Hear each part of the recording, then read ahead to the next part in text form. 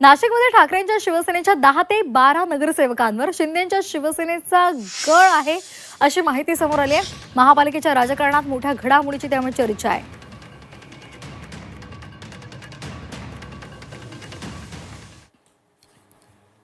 आणि आमच्या नगरसेवकांनी जर फोन केला तर अधिकारी वेळेवर पोहोचत नाही।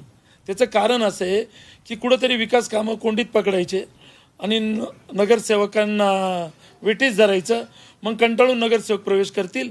ही रणनीती सध्या शिंदे गटाची चालू आहे।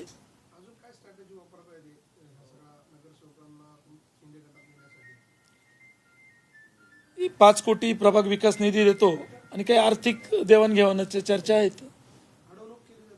हो, विकास कामात प्रचंड अडवणूक केली जाते। माझी तर नाशिकच्या नागरिकांना एकच विनंती आहे की यांना आपण बहुमत दिलं, सत्ता दिली, तरी मग अजून यांना नगरसेवक का फोडायचे? काय कारण आहे नगरसेवक फोडायचं? तर यांनी जे राम मंदिरामध्ये प्रभू रामचंद्राच्या नावाखाली जी दरोडा टाकला आहे, त्या दरोड्याकडे कोणाचं लक्ष गेलं नाही पाहिजे।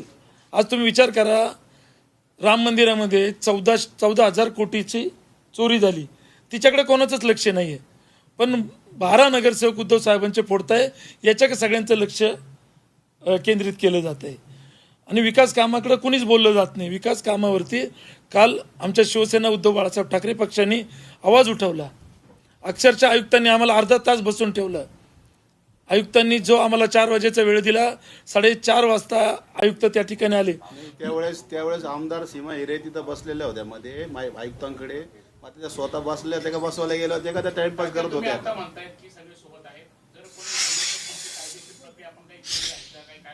जे डिस्क्वालिफाय होतील, ज्याला कोणालाही त्यांनी जर कधी 2 किंवा 4 नगरसेवक घेऊन गेले तर ते 100% डिस्क्वालिफाय होतील।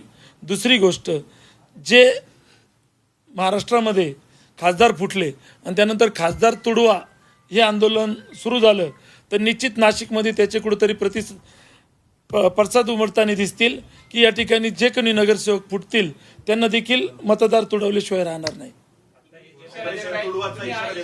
हो हो हो, नगरसेवक कुणी जाणारच नाही, पहिले हे क्लिअर करतो मी। ज्याला जायचं असेल ते राजीनामा द्यावा, कारण ते मशाला चिन्हावर निवडून आले। आदरणीय बाळासाहेब ठाकरे यांच्या विश्वासावर आणि यांच्या विचारांवर चालणारी ही आपला जो हा पक्ष आहे, याच्यात नगरसेवक फुटणारच नाही। त्यानंतर हा शब्द देतो आम्ही सगळे इथं। आणखी एका द्या, आपण या सगळ्या संदर्भात वरिष्ठांची काही चर्चा केली आहे का, किंवा आपल्याला कोणी संपर्क साधला होता? सकाळीच मी हा जो प्रकार सकाळीच कानावरती आला तर मी माननीय खासदार संजय राऊत साहेब यांच्या कानावरती घातला आणि त्यांच्याशी चर्चा केली आणि चर्चा केल्यानंतर त्यांनी सांगितलं की तुम्ही सर्व नगरसेवक एकत्र येऊन पत्रकार परिषद घ्या। सगळे नगरसेवक तुमच्या सोबत आता हो, शेवटपर्यंत तुमच्या सोबत राहतील एका शेवटी आम्ही नगरसेवक सांगतो ना, सर्व आम्ही सगळेजण तुम्ही प्रत्येक नगरसेवकाला विचारा ना। या ठिकाणी निवडणुका आम्हाला ज्यावेळेस आम्ही लढल्या त्यावेळेस लोकांनी भरभरून मतांनी आम्हाला निवडून दिलंय।